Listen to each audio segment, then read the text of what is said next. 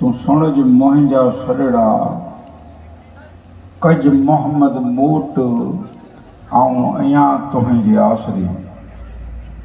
कज मोहम्मद मोट आऊं अयां तुंहिंजे आसरे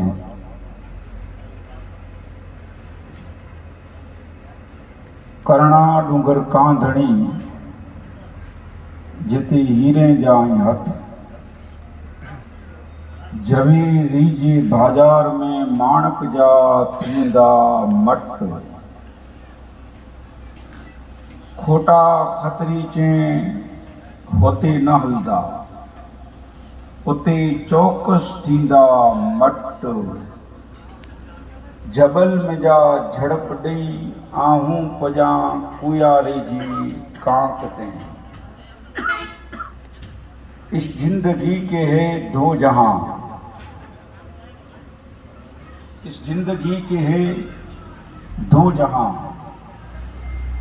एक जे जहां एक वो जहां दोनों जहां के बीच में फासला है सिर्फ एक सांस का जो चलती रही तो जे जहां और रुक गई तो वो जहां इन सांसों की माला में रंग भर दो इसके रसूल का इन सांसों की माला में रंग भर दो इसके रसूल का फिर जे जहां कि वो जहां साथ होंगे महबूबे दो जहां। बरादरान इस्लाम स्टेज मथे जलवा अफरोज अहिमा कराम उलमा कराम अस्सलामु अलैकुम व रहमतुल्लाहि व बरकातहू। अल्हम्दुलिल्लाह आने मुझे इल्म ने समझ में ये हूंदो कि अज पां वली जी बारगाह में हाजिर थिया आहियूं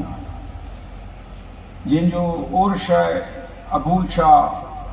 रहमतुल्लाह अलैह जे अंगण जी मिजारा जे पड़ जी मिजारा आयन आऊं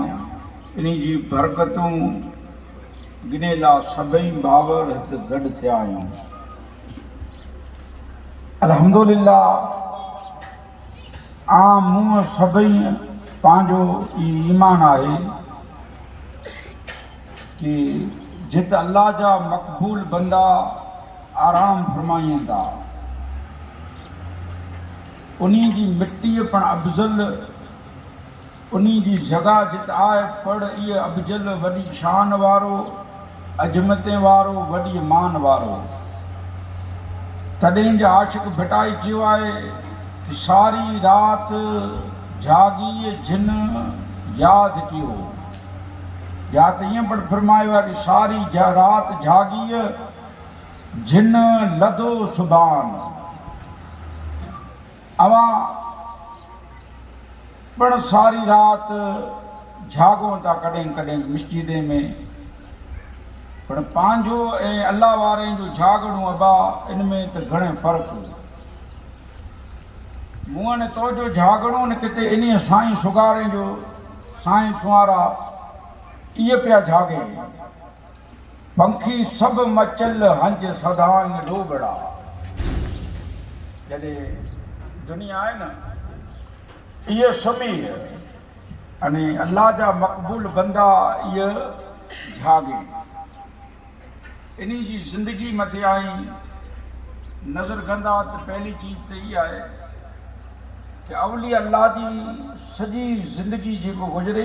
इश्क़ मुस्तफ़ा से मामूर हुई बरेली हुई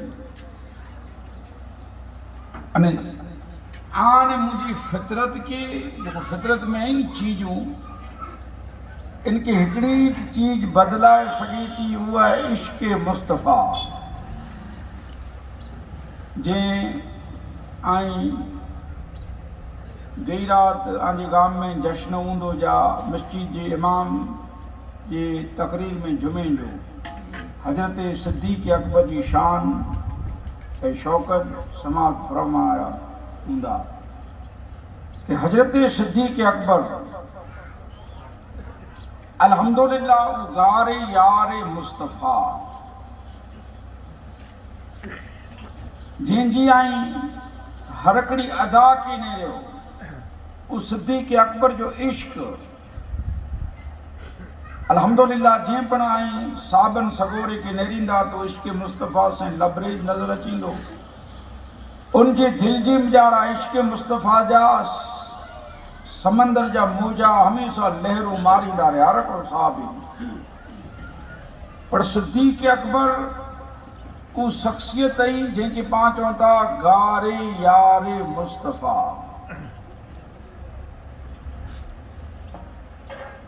हुजूर जे साथ गार में रहा ने ऊ जिनी जी नीकी अफजल बुलंदी जो मकाम रखी थी जो हजरत उमर हजरत सिद्दीक़ अकबर की शान बयान करींदा उमर पंड चेंदा कि मुझे तारे बराबर जेको नेकियो हुजूर पान पंड फरमायो कि सिद्दीक़ अकबर जी नेकी हिकड़ी अने उमर जियूं अमीर अल मोमिनीन जियूं नेकियूं तारे बराबर तो उमर चेंदा कि सिद्दीक़ अकबर मुझे हिकड़ी ॾींहुं हिकड़ी नेकी तो आऊं मुझी जिंदगी जूं तमाम नेकियूं सिद्दीक़ अकबर के ॾेई ॾियां ई हिकड़ी ॾेई ॾियां अने आऊं तारे बराबर मुझियूं मणे ॾेई छॾियां जंहिंखे मां कच्छी में सांटो चऊं पां सांटो करायूं नेरो हाणे त लॉकडाउन थियो अने मंदी अची वई एक ॾेढा पंहिंजे कच्छ में सांटे वारी सिस्टम घणे हुई कि तूं खेतर जी टोकरी ॾिए त तोखे आउं 8 महीनूं ॾियां रोड ते उभी 5 गाॾियूं उभी वेंदी सांटो चालू कयो पूछे तूं मूंखे वाड़ो ॾिए त आउं तोखे छिकड़ो ॾियां सांटो थींदो तूं ही ॾेई ॾिए मां सांटो बांटो करायूं चवंदा हुआसीं सांटो बांटो कयो असां पर हजरत उमर चवंदा कि आऊं सांटो करायां अबा बकर सिद्दीक़ हिकड़ी ॾींहुं आऊं मुंहिंजी मणे नेकियूं ॾियां त सुणो नेकीअ जो सांटो थिए नथो दुनिया जी चीजूं आहिनि जो थिए पर नेकी जो सांटो नथो थिए कंहिंखे ई थिए कि सांटो थींदो त पोइ उलमा कराम स्टेज ते मस्जिद जे इमाम वेठा आहियूं इन्ही खे असीं ॾेई ॾियूं न इन्ही जूं नेकियूं असीं गिनी गिनी हाणे पाण वटि त वञी कीअं आहे न अव्हांखे पुछां कि फजर जी नमाज पढ़ी अने तकरीर कई आहिनि केतिरा सुणीला आया आहियो लॻभॻि 4-5 ॼणा निकिरनि भले फजर जी नमाज पढ़ी ने असीं साईं आया आहियूं 5-6 ॼणा निकिरो पोइ फजर जी नाए पढ़ी आया त पोइ झकी न राति जो ईसा जी पण न पढ़दा जो फजर जी नमाज नाए पढ़ी आयो ईसा जी त न पढ़दो न बंदा तो कि रब इन दुनिया में हलाए हर हिकिड़ी नेमत से नवाजी है तो कि नजर में नूर ॾिने हलीला पगे जी ताकत ने कुवत ॾिने तो कि बोलीला प्यारी ज़बान ॾिने तो कि खादेला 2 हथ ॾिने कमला करे बहतरीन तो कि अल्लाह तबारक व तआला हर शइ से नवाजी है पर बंदा तू भुलो फिरे तो याद रखीजे हिकिड़ो वक़्त उन रब जी पकड़ में अची ने मैशर जो ॾींहुं मालिकी यौमद्दीन उन ॾींहुं जो अल्लाह मालिक हूंदो तो जी पकड़ थींदी है और दुनिया में तू आया तू अल्लाह के अल्लाह चे तो के रिज़्क ॾे न चे तो के रिज़्क ॾे तो अल्लाह के अल्लाह चवने तो के खाओ मिलंदो अगर न्याज जो तू खाओ के ने तो कोई तो को उभो नहीं करे सके कि भाई वेन तू नमाज ना पढ़े नथी ने पर यार तो ने मुखे शर्म आवी खपे एकड़ा सिंध जा बुजुर्ग एवर 4 वरी मथी धीरे तरीक़त ही अने वडी हस्ती से अखियों जो ऑपरेशन करायो हले अखियों जो ऑपरेशन करायो तो डॉक्टर चई साईं आऊं अखियों के टांका ॾिना हाणे ही जेको टांका आहिनि त 2-4 ॾींहं हलंदा, उहे आई निरा थी वेंदा, जो अखियूं बराबरि थी वेंदियूं। त आई थोरो टाइम सिजदो मुकजा जे कंदा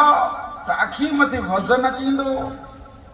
इन जी वजह से शायदि टांका खुली वञे,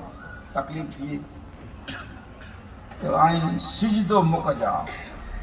हाणे पीरे तरीक़त हुआ, आलिम पण हुआ, त इन साईं सगोरा पूरो कयूं। सिजदे जी डॉक्टर ना कयूं त असांजा ही मस्जिद जे इमाम जा ख़तीब उलमा कराम वेठा आहिनि, त नेरो नमाज कोई पण हाल में तो अने मुंहं ते माफ़ न आहे। पोइ तोखे कोई तकलीफ़ आहे त कुर्सी ते नमाज पढ़े,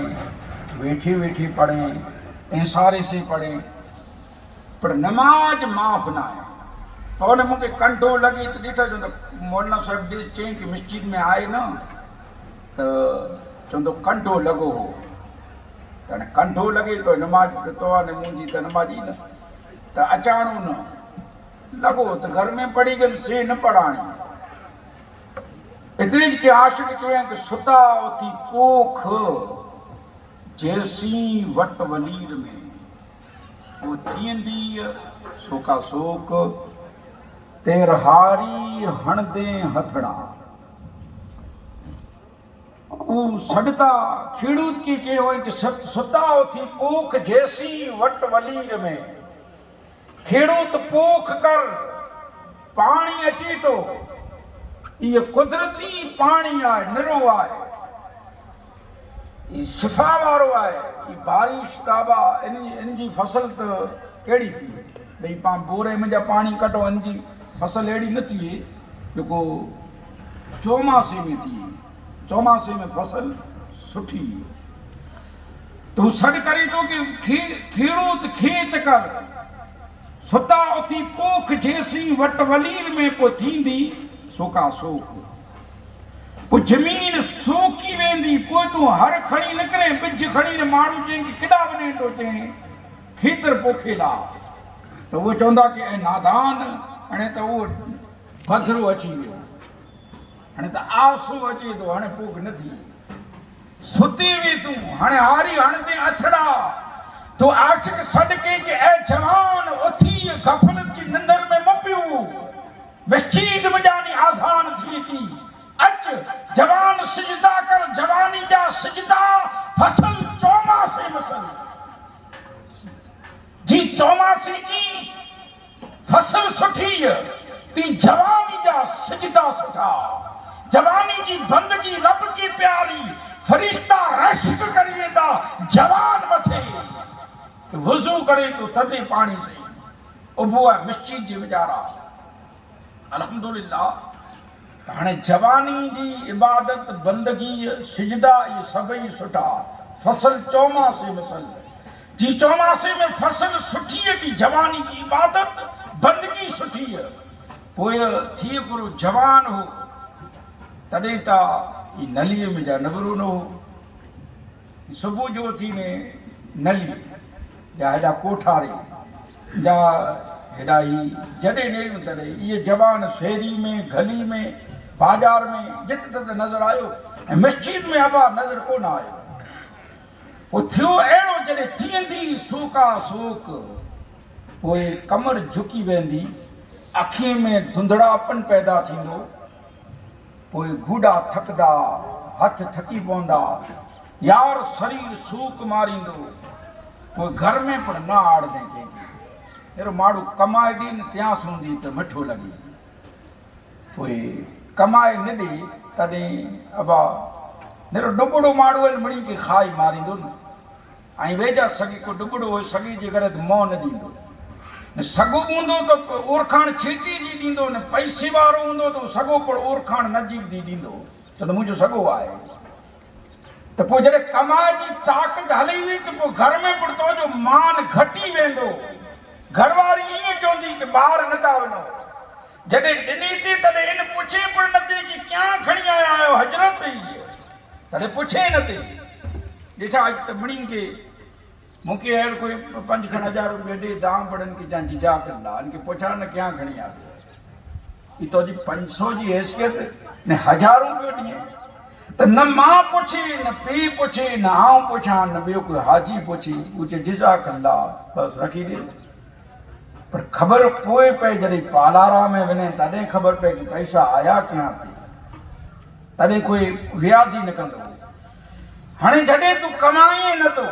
त नौरूं एॾा चवंदियूं ही आंजा बापा आहिनि जरा टक टक ॿोरी करी वेंदा, हेॾा धीरूं पिणु चई ॾींदियूं, हेॾा घरवारी तोखे चवंदी, हेॾा तुंहिंजा पोतरा ॾोहितरा इहे चवंदा कि लखो ॿोरो करियो था तॾहिं तूं वीने ओटी जे गाम में दुकान जी ओटी ते तो दुकान वारो विरची रहंदो न चवंदो काका जरा काई छेटा बि जहिड़ा ॿाहिरियूं वापार लाइ अचे न थियूं त पोइ हाणे तोखे इहो ओटो छॾिणो पवंदो। पोइ हिकिड़ो कई ने हाणे मिसचीद रही सॼो गाम विरची वियो हिन में जा हाणे अची ने मिसचीद जे इमाम खे विरचाईंदा। हाणे मौलाना बि पियो आहे हाणे हेतिरा ॾींहं त न थी आहे तॾहिं त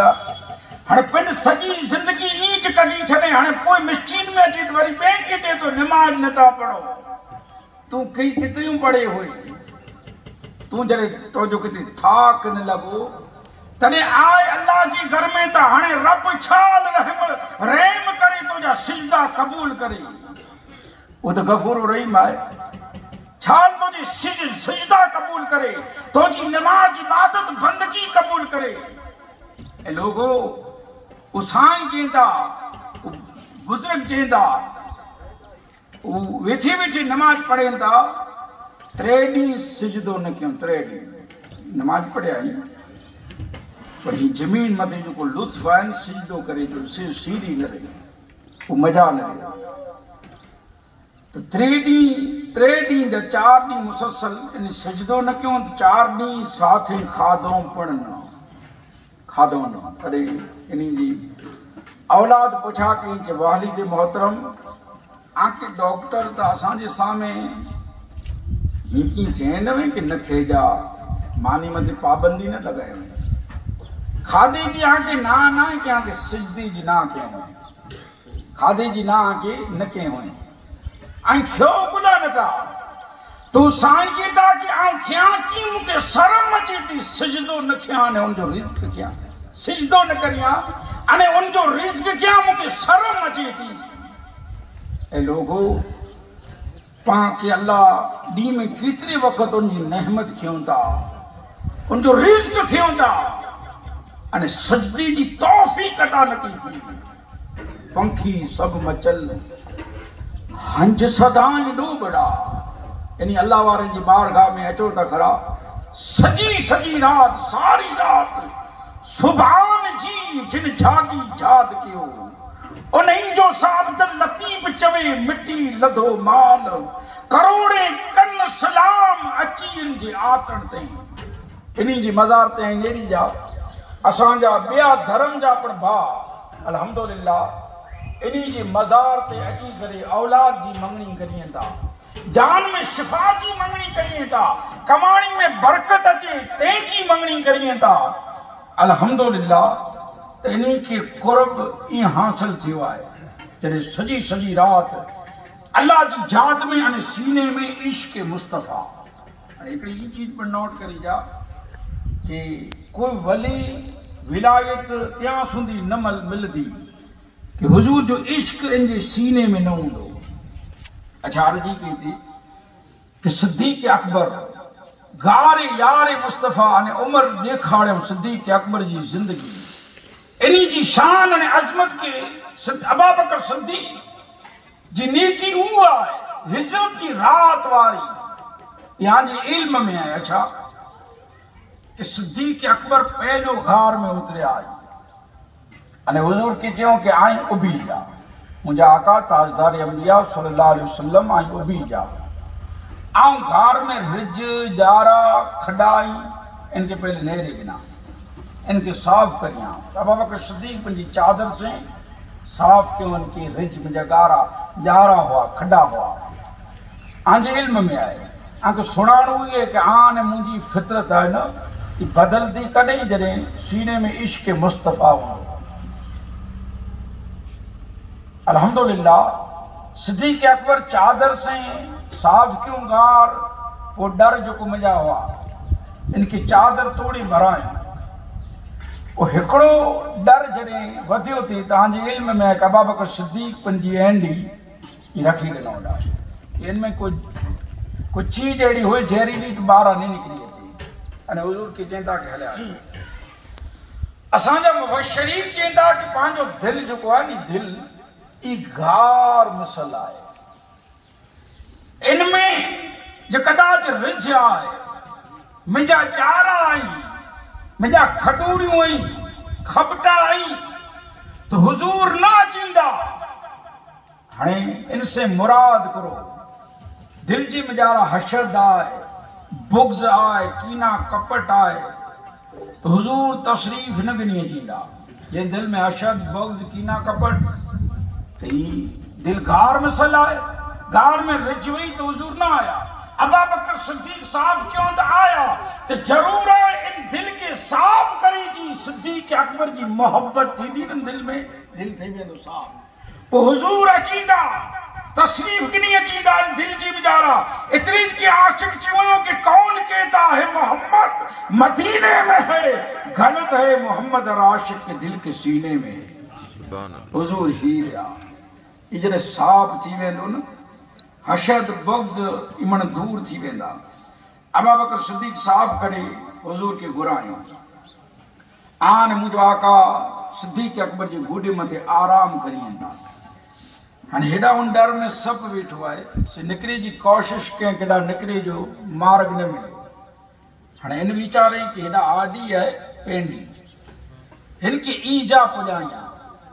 એટલે सब पंहिंजी फुड़की अबू बकर सिद्दीक़ जी पेंडी में ही हणी हाणे आन मुंहिंजी फितरत में इंसान जी फितरी तौर मथे इंसान जी इन जिस्म में आई फितरत आहे को कोई चीज जॾहिं आन मूंखे टच करे थी तो पंहिंजो जिस्म पिंड ई होॾां नी हटी वई हेवर आऊं तकरीर कंदो हुआ अने ही पुठियानी असांजे मस्जिद जे इमाम जा कोई शहीद सादात मूंखे कीअं चवणो हुयो अने हीअं करिए तंहिं में आऊं ई हटंदो असां ई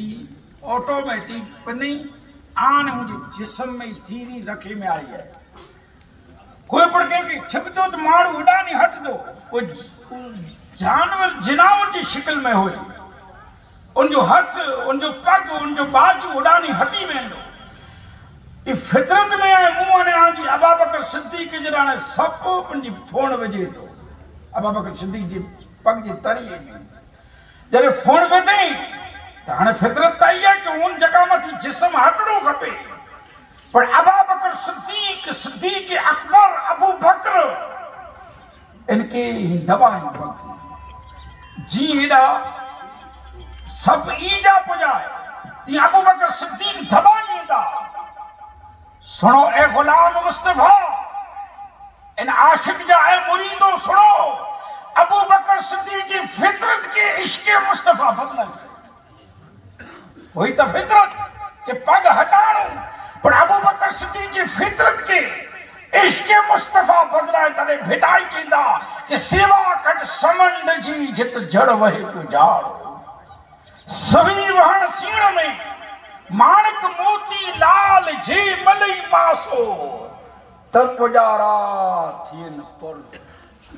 ईअं जे पुर कोन थींदा भिटाई हाणे अॻु मथे वञनि था कि से पुजारा थिया पुर समंडन में वियो सुझन भिटाई चींदा कि इश्क मुस्तफा जे समंदर में ई आशिक गोता मारियो उतरी विया इन इश्क मुस्तफा जी एवर अवां सभई जेको बीठा आहियूं पाई आहे इश्क मुस्तफा जो समंदर अल्हम्दुलिल्लाह जंहिंजी इश्क में जंहिंजी मोहब्बत में आया आहियूं अने हुजूर जी मोहब्बत आन मूं मथे फर्ज़ आहे जी नमाज रोजो हज ज़कात फर्ज़ हाँ अल्हम्दुलिल्लाह नमाज सभई खां सुठी नमाज सुठी हज सुठो ज़कात ऐं हज ये चीजों तो चारों सुठी हो न कि नमाज अच्छी रोजा अच्छा हज अच्छा ज़कात अच्छी इसके बावजूद मैं मुसलमान हो नहीं सकता कि जब तक कट न मरूं ख्वाजा है बदहा की इज्जत पर खुदा शाहिद है ईमा कामिल मेरा हो नहीं सकता तू ज्यां सुंदी तो जी जान थी वधीक मोहब्बत मुझे साईं सगोरे मथे न कने त्यां सुंदी तो ईमान कामिल न थींदो। नमाज वक्त ते तो नमाज पा मथे फर्ज है न वक्त मथे। रोज़ा रमज़ान में हेवर न हेवर कोई चे कि रोजो रखियो है तो नफली फर्जी ना है। पो हज थी हज में जकात तो वटि पैसा होए 12 महीना थी पैसे की तड़े है न वक्त वगैरह ना है। पर तू जन्मी तो में श्वास आयो अने ज्यां सुधी प्राण निकले तो जी जिस्म में जा ज्यां सुधी मुस्तफा जी मोहब्बत तो मत फर्ज है। हुजूर जो इश्क अल्हम्दुलिल्लाह ऊ मुझो नबी साईं जी औली अल्लाह जे सीने में जिन इश्क रियो अल्हम्दुलिल्लाह ये पुजारा थे पुर अने अल्हम्दुलिल्लाह सिजदे जे साथे नमाज जे साथे हुजूर जो इश्क नफली इबादत जे साथे अल्लाह जे कुर्ब के हासिल क्यों अल्लाह जा मकबूल बंदा अल्हम्दुलिल्लाह जो हुजूर जी नक्शे कदम मथे हलिया अने ऊ मुझो आका ताजदार अंबिया सल्लल्लाहु अलैहि वसल्लम बेटा चईंदा कि नाज मुझा निकरी जॾहिं मुझो प्रिय करे तो पंध। को नबी साईं जिनकी शान सभई खां अफजल मेरो हर हिकिड़े माण्हू जो चर्चो आहे न ई दुनिया में पोइ थियो जॾहिं उहो आयो। पर हुजूर जो ज़िक्र अने हुजूर जो चर्चो हुजूर थी आन मुझे आका थी अचण थी पहला ही जाने रहो केड़ियूं गालियूं तो घणे ही प्यारियूं सिद्दीक़ अकबर की जने रहो इन्हीं जो नाव असल में अब्दुल्ला शाम विया हुआ व्यापार ला करे आंजे इल्म में है कि ताजीर ओडा उनसे मिली ला गया सिद्दीक़ अकबर जो मिली अचा आलिम है बुजुर्ग है विया तो उन पूछे कि तो जो नाम करो अब्दुल्ला केड़ा जो रिवासी मक्के जो तो ताजीर को थी बाजू फैलाए हथे की वही के हलियो ए अब्दुल्ला हलियो जबाते हलियो मुझे सीने से मिल मुके गले से मिल तने अबू बकर जी ता के ए ताजीर आसे मिली ला बेचैन उसे के कड़े मिला पर जडे आवटे आयो से त आई मुसे मिली ला बेचैन आयो हाने आई तड़पो ता के अब्दुल्ला हलियो गले मिल इनजी वजह करो तुम ताजीर चे की तो जो ना अब्दुल्ला है भले तो के तू तो के अब्दुल्ला चे तो पर मक्के वाला तो के अबू बकर चोंदा अने ऊ तू आई जो को तो जे शहर जे मजारा मक्के जे मजारा रहमत लिल आलमीन चींदा अने इनी मथे पहलो ईमान तू के नहीं अची सुभान अल्लाह। इस जिक्र पहले उतबा बेटा जशरफ आयो अना मदीनो न थियो तो ऊ जसरफ के मिटाए लायो उन बस्ती की उनकी कोई अदावत रही तो आयो तो ऊ जसरफ वारा जो है न उन गोठ वारा इन ला करे रात जो मानी खणी विया तो इन चई कि भाई आऊं तो से जंग करे ला आयो ने आई मुझी मेहमानी करे होता ऊचे असां ऊचो असांजे गोठ में असांजे गांव में असांजे बुजुर्ग में पहले थी असांजी फितरत में आए कि जेको अचे मुसाफिर तो उनके खारायूं भले तू जंग करे ला आया असां के मिटाए ला आवे है पर असीं तो के मानी खाराईंदासीं तो पोइ नहीं करो के आलिम के कोठाए तेनी तौरत जंबूल अंजीर वो आलिम वन आया जे मुकी राज न तो समझा जे आऊं वड़ी ला आयो है नी मानी खाराईंदा तरे उन्हीं चेंदा के एतबार इन शहर के तू खत्म न करे सकने इन बस्ती के तू न मिटा सकने इन शहर जी मजारा हिकड़ोडी रहमत लिल आलमीन चींदा आमीना जो लाल चींदा मदीने जो ताजदार चींदा इन शहर जो ना शिफा थी वेंदो हां इन शहर में वो चींदा ला करोड़े लखे माण्हू चींदा जे फरिश्तान गोठ में चींदा तू न मिटा सकने तड़े इन गुरु के जे इल्म में आए कि हिकड़ो मकान ठाए हुजूर ला वो इन जे दिल जे इरादा बदली गया वो मकान ठाए खूबसूरत बनाए पोइ ई मकान आके खबर आए कि अबू अयूब अंसारी वटी चावी एंड में आई वो आई सोयो कि हुजूर अची करे मदीने में अबू अयूब अंसारी जी मकान में रहा हुजूर अबू अयूब अंसारी जी मकान में न रहा मदीने में रहे। अरे हुजूर केड़ा अबू अयूब अंसारी जे मकान में रोंदा, इत्तफाक बनाने हुजूर ना करे। अबू अयूब अंसारी हुजूर जे मकान में रहा था। मकान हुजूर जो असल में। अच्छा, हुजूर जो चर्चो पहली थी ए लोगो, हुजूर जड़े दुनिया में आया, बाज चेंदान कि हुजूर पांच जेड़ा ये मां जी पेट में हुआ, पाए मां जी पेट में हुआसी, ये जन्मिया पाए जन्मिया सी। अच्छा, अगर गाल बतायो, अगर गाल कौन था बतायो, इतनी मथे बस पूछो आमीना की कि ए मां आमीना आज पेट में जड़े बियन जान जो सिलदार हुआ, मां आमीना बयान करी था कि मातरे शिक में जड़े हुजूर हुआ, बियन जान जो सिलदार था, बाहर निकला तो पहला मुके पग में पाना चुभदा हुआ, हने कपा जाने चुभी तो पो मां आमीना चीता कि आऊं हला न तो झाड़े में जानी आवाज अची कि अस्सलातु वस्सलामु अलैका या रसूल अल्लाह। गैब जी आवाज पहाड़ी में जानी, दरो दीवार में जानी। मां आमीना चीता कि मक्की जी वाय मथी पुजा और तू मने मुझी वाट नेरे बैठी हुई, उन्हीं रस्सी से पानी सींचे तो हथे में छाला पई अचे, नफू पई अचे। तो मामीना चीता कि मक्की जी कुएं मथे पुजा, वासण खणी ने मक्की जी कुएं में जानी, बारा पानी निकरी अने मिजानी आवाज अचे कि अस्सलातु वस्सलामु अलैका या रसूल अल्लाह। पानी बारा निकरी, पानी में जानी आवाज अचे। तो भिटाई चीता कि हर हिकिड़ी शइ ॿियनि जान जे सिलदार मथे सलाम पई पड़े। झाड़ डूंगर जानवर वड़ झुकी झुकी सलाम करी, खारकिया भी हुजूर मथे सलाम पड़े। हर हिकिड़ी दुनिया जी शइ ॿियनि जान जे सिलदार मथे सलाम पड़े। अने मोमिन तू जन पड़े भिटाई चीता तू मनिए न मनिए बेकदरा सजो जहान पियो मने। तू मुझे नबी साईं के अबा न मनिए मनिए या न मनिए, मुझे नबी की छो फर्क पए थो कि जंहिंजी शान वरफ़ाना लका ज़िक्रक, जंहिंजी शान रब बुलंद कई, न तो जी घटाए से घट थिए न वधाए से वधी। आए ने आऊं हुजूर जो जिक्र करियो ते हिक मुस्तफा जी शान वधी नथी तो अने मुंहिंजी शान पई वधी। ये वली नबी साईं जी जिक्र से इन्हीं जा बुलंद मकाम थिया अल्हम्दुलिल्लाह। तो हुजूर मामीना जिंदा के पेट में हुआ तो मुके डुकारूं अची, ओघराई अची, खाई गिना तो ओघराई अची, पुछ तो अने मुंहिंजी मां की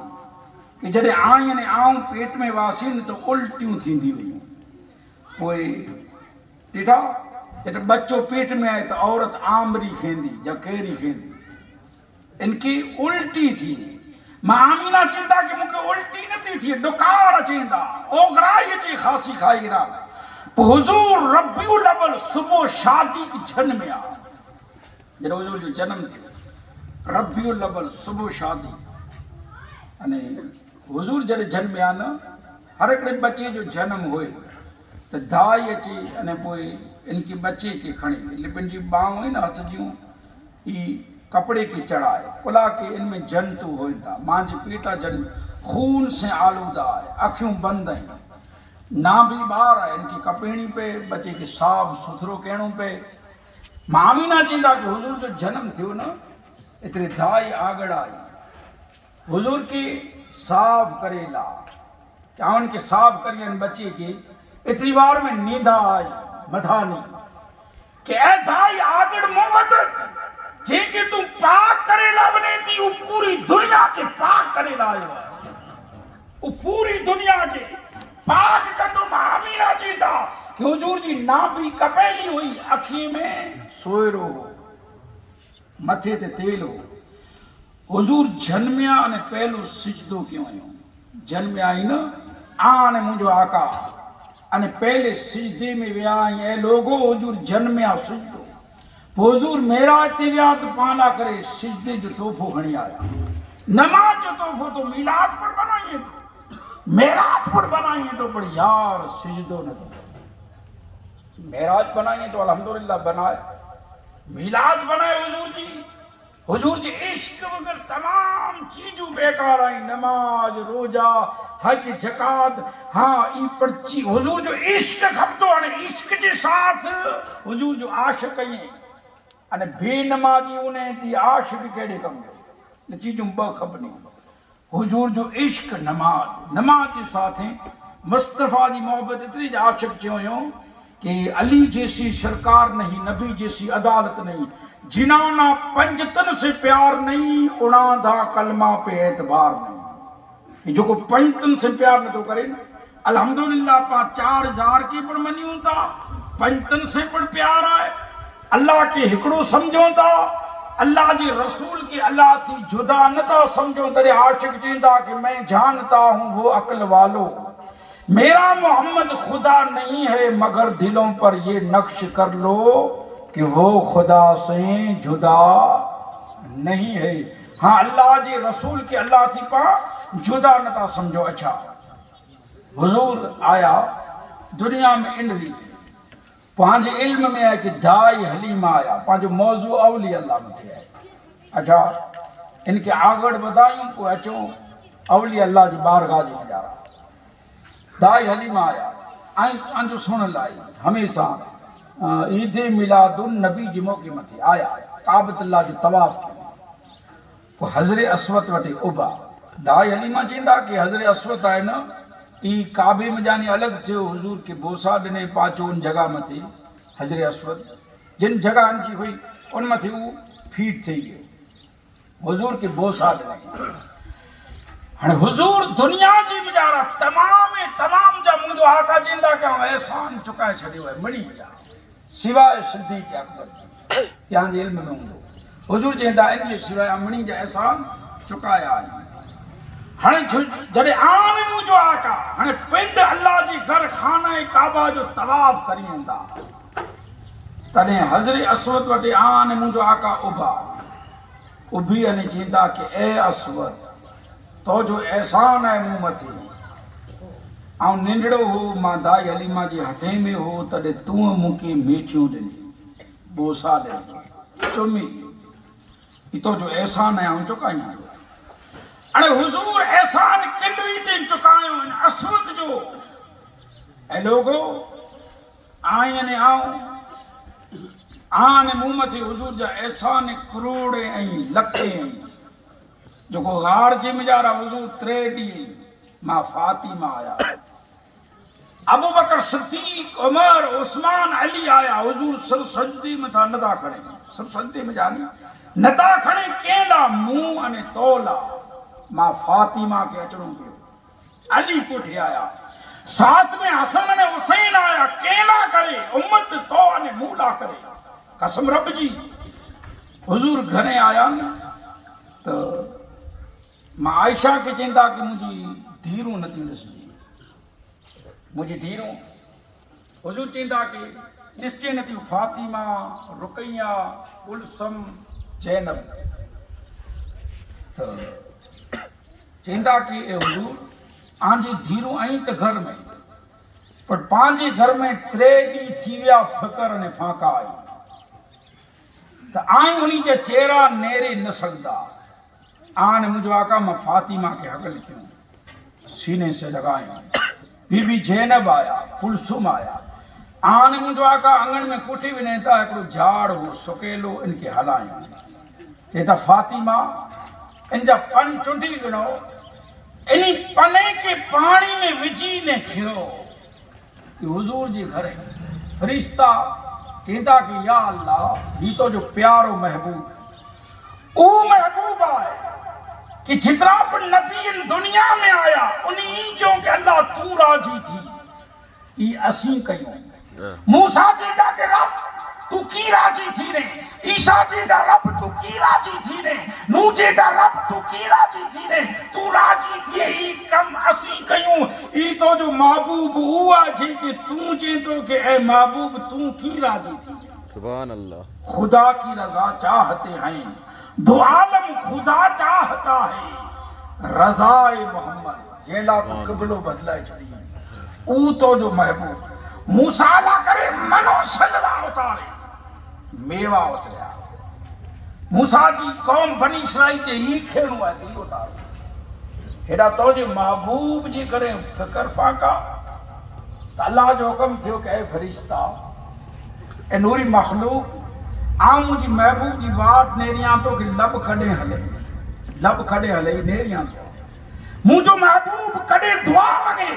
कड़े जा लब हले हुजूर जा लब हल्या तान मुझो आका जे दा या बारी ताला मुझी घर में फिक्र में फाका आई इनजो वास्तु वजा तो मुझी प्यारी उम्मत जी बख्शिश कज में आयो उम्मत अब शर्म न थी अचे कि हुजूर जे जिक्र में वेठा मस्जिद जो खाली इमाम है ना ये खुतबो जराक वधाए छड़ी तो असी वरी घड़ियाल नेरियूं 5 मिनट मौलाना लेट थिया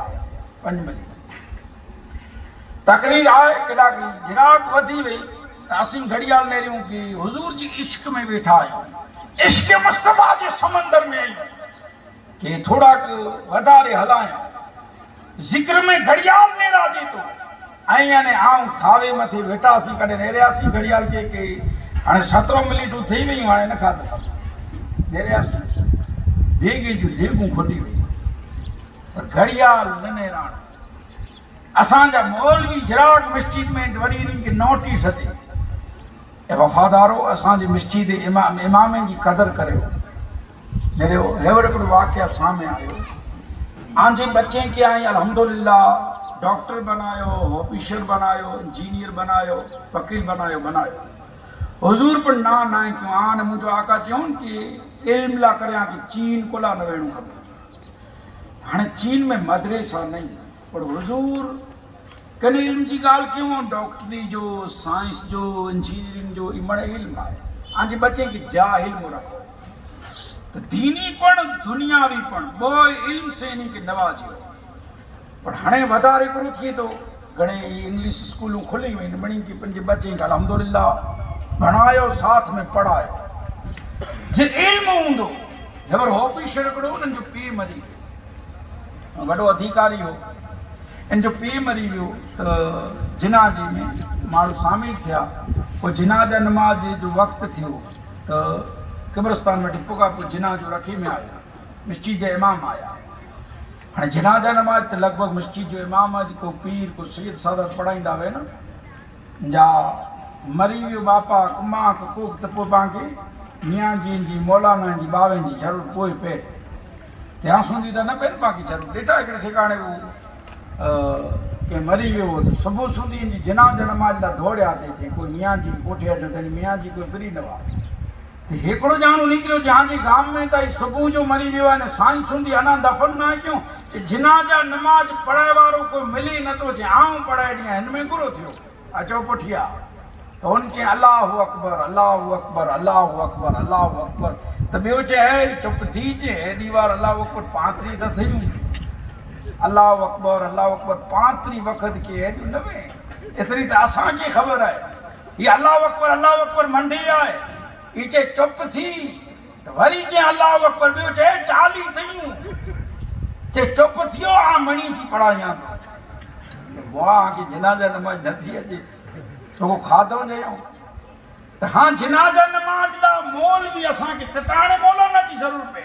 पे मची में भी तो जासीन पढ़े ला करे मौलाना जी ज़रूरत पे अने कोई गुस्ले मौलाना दे अने गुस्ल इन ने अने पान जी कदर करो के आसी पहले तो मियाँ जी के झुना कपड़ा बंदी वीटे सीटे एडो ढगलो करे दे नहीं तो जा गुस्ल देनी नहीं तो जा अरे गुस्ल ईद ने खीतल तो जो पी 4 छड़ी हुई अगली टोकरी इनकी नहीं ये तो नहीं वांदी अरे हेडो सोन छड़ी हुई गुस्ल ईद ने में जनाज़ा नमाज इन पढ़ाए खत्मो इनके जासिन तो के दाच हां तो के दाची नती अलीफ न तो अची तो के तडे मौलवी जी जरूरत पे पो वरी बी की पूछी हाने जारत जा गुस्ल जा इन तकरीर जा मणे भीगा थईने पो पूछी के हाने पा मौलाना के बी की पूछी दीनी केतरा तो मौलाना जो सजन भी तो ठीक है कहते 125 दे सवा इन्हीं की वे केतरा देवा ये जैसे वधारे दे दी तो ख्याल थी लोगो इन्हीं जी हया करो मस्जिद जी इमाम जी कदर कर यार इमाम है जे पुठिया तू 5 वक्त नमाज पढ़े तो अच्छा तो ऑफिसर जी पे जो जिना जो आ गए इन करो के नेरे की विछायो नहीं जा जमीन ते लेन रूमाल कटी रखें तो पियो मूर में उबो साहब रूमाल जमीन ते रखियो हुयो कि तोखे ख़बर न पए सिजदो कंदोसीं त ई मथो भराजी वञे। ए चए साहिब सिजदो न थिए, जिनाज़ा नमाज आहे, हेॾा सिजदो न हुए तॾहिं तो ने मुंहिंजो विजदान करो जे तो जो पे इन जिनाज़े में जानी चीज़ वधायो ने कि तोखे ऑफिसर बनायो, काश कुरान जो कारी बनायो, ऑफिसर भले बनायो पर साथ में कुरान जो कारी होए, हाफिज होए, जरा तो इल्म हो तो नादा मुझे जिनाज़े में थी ई लगे होए। तो ए लोगों दुनिया के साथ आंजे बच्चे में दीनदारी पर रखो। अच्छा आन मुझे आका चिंता कि ए असवद आओ आयो तो जो एहसान चुकाया तो हाणे नेरी जो हुजूर केड़ो एहसान चुकाया। इन असवद जो मुझो नबी साईं चिंता कि असवद तू मुंह के मिठी ॾिने हुए चुमे वे, हाणे आऊं तो के चुमिया। मुझो आका काबतुल्लाह जी ब दीवारूं जले, ब हथ जले, ब हथ काबतुल्लाह के लगाए ने अशवत की मीठी ॾियंदा चुमिए था। फरिश्ता रश के क्यों उनो पियन जान जी सरदार जी जाप इन हजरत असवद की चुमी रही है। खुदा जी कसम हुजूर चुमे हो तो को ओवर चुमिए था। चेता के ए असवद ना नफो तो जे हथ में, ना मुझो नुकसान तो जे हथ में, उम्र तो के मिठी न दे, भूसा न दे, न चुमे पर अशवद कुर्बान कर मुझे नबी साईं मथा, मुझो नबी तो के मिठी उड़ने तो उम्र दींदो। वो सिद्दीक़ अकबर चुमियो, उस्मान चुमियो, अली चुमियो, हसन चुमियो, हुसैन चुमियो। उम्मत मुस्लिमा दी क़यामत सुंदी हजरत असवद के चुमींदी रोंदी हुजूर जो एहसान दी क़यामत सुंदी असवद की चुमींदी। अच्छा अल्हम्दुलिल्लाह पा इन वली जी मज़ार जो को है ने इन जी चादर की चुमींदा। अल्हम्दुलिल्लाह पंहिंजो ईमान ने अक़ीदो आहे कि असीं मौलवी मस्जिद जा इमाम साईंस वारा जो हथ चुमियूं था, अवली अल्लाह जी चादर चुमियूं था। हाणे ई जॾहिं चादर इन्हीं जी सोहबत में आई है, हिन अबू शाह रहमतुल्लाह अलैह जी जो उर्स में पा आया आहियूं, असांजे ॿिए मज़हब जा पिण बा अचे तो उहे पिण चादर चुमियनि था, आहीं पिण चुमियूं था, सॼो जखो चुमियूं था। इनके हिंदू मुस्लिम मणे इन चादर की चुमियूं ॾियनि था, असीं चुमियूं था अल्हम्दुलिल्लाह, बच्चा चुमियूं था। हाणे अवली अल्लाह जे मज़ार मथी चादर आई लगभग नलीअ निगनाणी। हाणे नलीअ में ईज कपिड़ो जॾहिं दुकान में जा पाण गिनियासीं जा चादर फुलेंदी, फुल ॾेठा सूंडी में पिया वेठा ॿेका जे वेठा त इन फुल के पाण सूंडी में जा खणी न ही न कर वेठी न ॾियूं, जेका था ॾियूं त को चए कंहिंजो मगज़ छिटजी वियो। नलीअ में सूंडी में वेकांदो फुलनि खे खणी ने मिठी न ॾिवाजे, भले को फुल कुरी लागॾे को कुरी लागॾे पर ईज फुले जी चादर बनी वई। अने आई झखो इन अबू शाह रहमतुल्लाह अलैह जी सीने ते चढ़ी वई।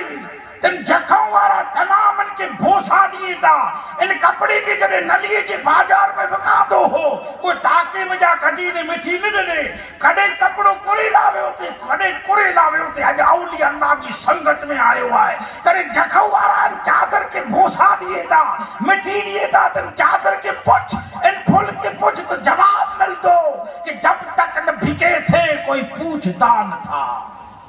जब तक न भीगे थे ऐसा है कोई पुछा न कंदो हो, विकांदा वासी उम्र के पुछ जवाब मिलतो जब तक न भीगे थे। उठड़ी उचारी दावा अने विनाजी तेनी जो बापा कूड़ा विझे जब तक न भीगे थे कोई पूछता न था। तुमने खरीद कर अनमोल कर दिया। ए अबू शाह रहमतुल्लाह अलैह चादर चौंदी के आजे निस्बत से आई है यहाँ, आजे सीने मथे चढ़ी वई है यहाँ। तॾे ही मुझी मान मुझी शान अजमत अने इज्जते वाली बनी है चादर जो मकाम है। लोगो आए ने आऊं इन्हीं जे साथ गॾ थियूं या अय्युहल लज़ीना आमन। अल्लाह जे तो ए ईमान वारा सच्ची जी संगत गिनो, सच्ची जी सोबत गिनो त हिते पण कामयाब, मैशर जो ॾींहं पण कामयाब। अल्हम्दुलिल्लाह ये अल्लाह जा मक़बूल बंदा।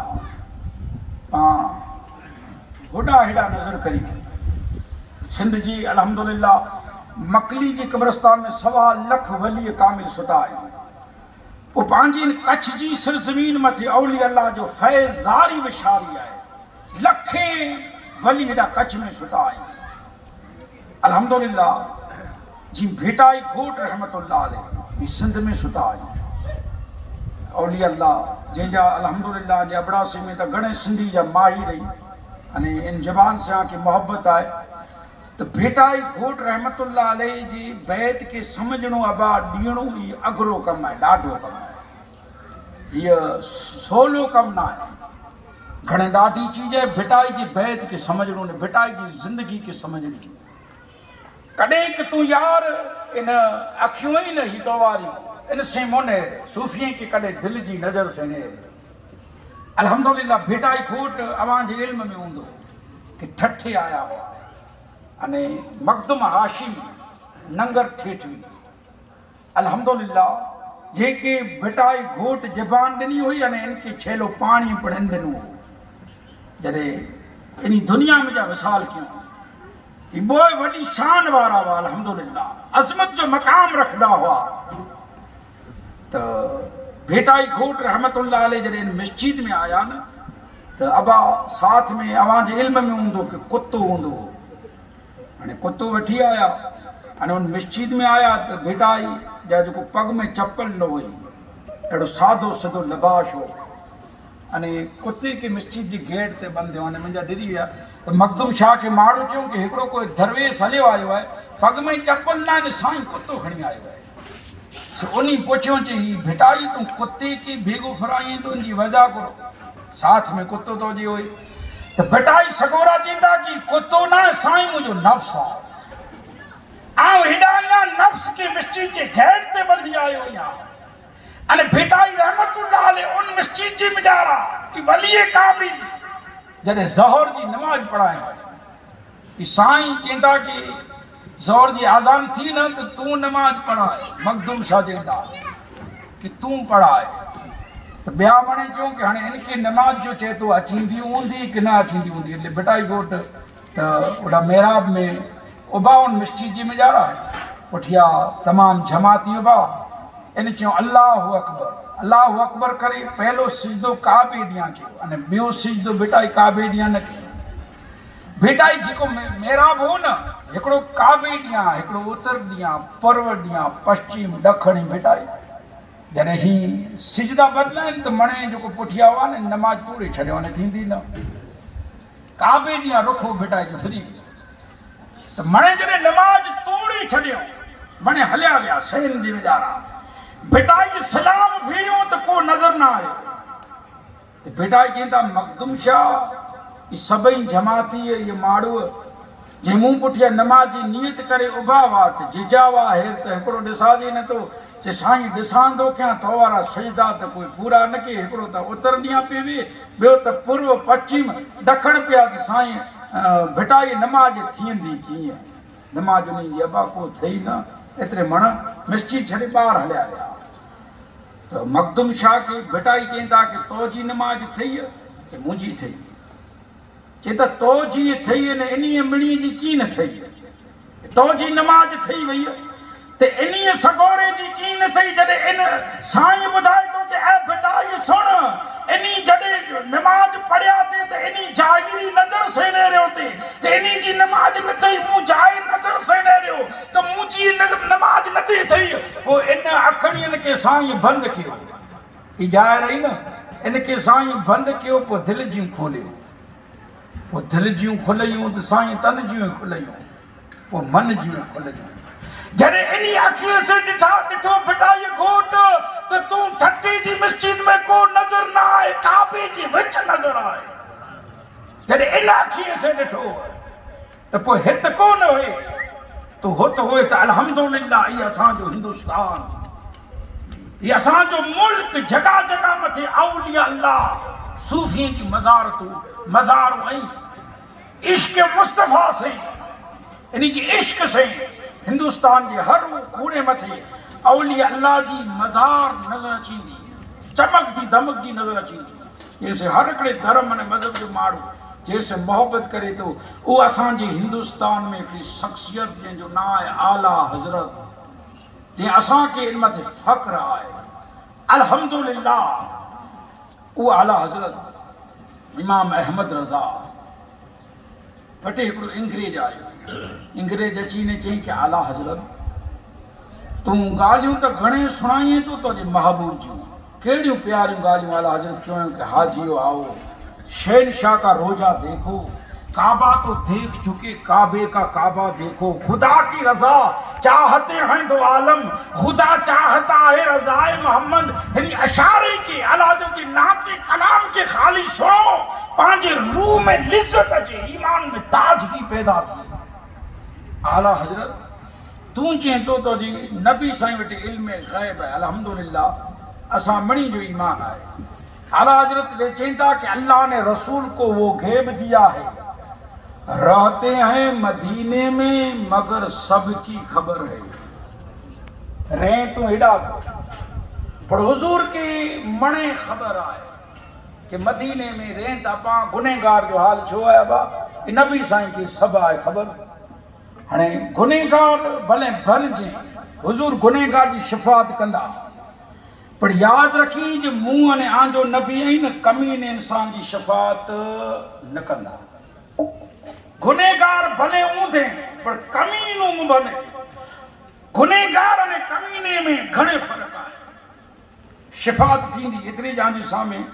हिकिड़ो सभिनि खां अवल हिकिड़ो बैत ॾिनो दूल्हे ख़तरी जो। इन चए तो जिते हीरे जा हथ, हीरे जे हथनि से मुराद आहे औलियाए कामिल, जहिड़ी ते मुफ्ती साहिब क़िबला आई असांजे कच्छ जे मिजारा साईं सगोरा आहिनि, जेकी पर जासिन साहब बापू मस्त कलंदर आई मस्तान है। हाणे मस्तान के तोखे नेणू है तो ने मुंहिंजी शरीयत वारी न हलंदी, ही नज़र न हलंदी, मस्तान के नेणू है। हेॾा इश्क जी नज़र खपंदी। हाणे मस्तान ओपनिंग ऑटोमेटिक मस्तान हुई, उनकी फितरत में हुई, उनकी इखलाक़े में किरदार में वो चीज हुई। हाणे मस्त आए तो तोजी शरीयत जी मुंहिंजी नज़र न हलती, इनके इश्क जी नज़र से नेणो पवंदो। अने मुफ्ती कच्छ ये वली आई पर इनके शरीयत जी नज़र से नेणो पवंदो। हेॾा इश्क हेॾा शरीयत। अल्हम्दुलिल्लाह त औलिया अल्लाह जा अलग अलग मकाम हुअनि था, क़िस्मूं हुअनि थियूं। तो हू चए थो कि खतरी चई जिते हीरे जा हथ, मैशर जे ॾियारी जी ॻाल्हि कीअं आहिनि कि खोटा खतरी जे हुते न हलंदा, उते चौकस थींदा मट रब हूंदो अने मुंहं ने आंजी पकड़ थींदी। जेको शुरूआत में आके चयो कि हिते तूं खें तो अल्लाह चए तो के खाओ मिले न चए तो मिले। अगर कोई अहिड़ो त नहीं आहिनि कि भई जुमे जी नमाज न पढ़ंदो हूंदो ने घसी वियो हूंदो, ॿियो चए कि घसी की वियो आहे त ॿिया पोइ चए कि जुमे जी नमाज पढ़ी नथोसीं कि 5 वक़्त एतिरे संडो थी वियो। अहिड़ो न आहे। घणे अहिड़ा मुंहं आई ॾिठा आहियूं नमाज नथा पढ़े माशा अल्लाह बराबरि थिया आहिनि, न हिन जी अखो थिए न बरो अचे, न हिन की खपे खे हिन की केॾा न एसिडिटी थिए न गैस थिए। ख्याल करी वेठा नी की अहिड़ो न आहे कि तूं अल्लाह खे अल्लाह चई तो तोखे रिस्क मिले। वो हज़रत इब्राहिम ॾिठा कंहिंखे उथियारे छॾियो न अल्लाह न चयो हुयो, अल्लाह जो हुकुम थियो कि तोखे मूं नबी बनाए हलायो आहे, तो उनखे उथियारे कोला कि रब तो जो ना न गिने। चइनि खे पुछ वरे केतिरा थिया आहिनि, पुछियो जे 80 वरे, जे 80 वरे थिया तूं खे केतिरो वक़्तु, जे 4-5 वक़्तु, जे अल्लाह जो ना गिने कॾहिं जे सोयो अॼु ये तो सोयो अॼु आहे तो जी ज़बान में जा मूं त कॾहिं गिनियो न। त रब चई कि ऐ खलील ई मुंहिंजो रिस्क खाए तो मुंहिंजो ना नथो गिने, आओ रिस्क ॾियां थो तूं चवंदल ई मुंहिंजो ना नथो गिने, आओ रिस्क ॾियां थो तूं मञे रब खे तो मूसा तूर मथी विया थे न त हिकिड़ो माण्हू गॾु थी चए मूसा तूर ते ॾियां, चए मूसा अल्लाह खे मुंहिंजो हिकिड़ो नियापो त पुॼाइजे। मूसा छो नियापो छो है बा, नियापो इहो आहे कि मूसा अल्लाह दे तो से कलाम करे तो चौजे कि मुंहिंजो नियापो ॾी जाऊं अल्लाह खे अल्लाह मञिया न थो, वो अल्लाह है न इनके अल्लाह सम्झा न थो ने जे कदाच कावड़ जी वञे त इनके चई छॾीजे कि कावड़ जी वञे त जे में जो मुंहिंजो रिज़्क़ बंदि करे छॾे ॿियो कहिड़ो काई। हाणे उहो अहिड़ो जाहिल तो मूसा तूर में थे विया तो मुनासिब न समझा कि इन जाहिल जो गालियों रब की चा इन चियो न मूसा ता कलाम करिन जॾहिं फिरिया थी तो अल्लाह चई मूसा उभी रहो तो अल्लाह चो मूसा चवंदा कि हाँ अल्लाह चई कि मूसा हिकिड़ो बंदो नियापो ॾिने ऐं मुंहिंजो नियापो तॾहिं वाट नेरे वेठो आहे उहो चईं कि मूसा आई तूर मथां अचो त मिल जा अल्लाह चई हिकिड़ो आई सुणंदो आहे कावड़ चए त रिज़्क़ बंदि करे छॾे तो मूसा पैगाम जो नियापो मूंखे ॾाए मूसा चए था चवण जहिड़ो न आहे कि चई छॾ मूसा चवंदा अल्लाह चए तो चई छॾ मूसा तो मूसा चवंदा कि उहो ईअं चयां कि तोखे मने नथो ने चई कि अल्लाह नाराज़ थी जे कावड़े तो चओ जे रिज़्क़ बंदि करे छॾ हाणे चओ त अल्लाह चई मूसा तुंहिंजी वाट नेरे उभो आहे हिनखे चओजांइ हाणे कि तू अल्लाह के न तो मनिए अल्लाह तो के मने तो बंदो बंदो तू अल्लाह के अल्लाह न तो समझे अल्लाह समझे तो कि तू मुझो बंदो वही अल्लाह तो ने मुके तू अल्लाह के सिजदो करिए न करिए वो समझे तो तू मुझो बंदो वही पर यार मालिकी यौमद्दीन उन डी जो रब मालिक हुंदो तो जी पकड़ करे में अचींदी जती माने मिस्कीने के सताए हुंदे के धक्का ॾिनी हुंदी के मथे ज़ुल्म की हुंदी मैशर जो ॾींहुं तुंहिंजी पकड़ थींदी यादि रखी त हा मैशर जो ॾींहुं पंहिंजो ईमान ऐं शिफ़ात मुस्तफ़ा कंदा हाणे अउली अल्लाह जो उहो मक़ाम हूंदो भिटाए चवंदा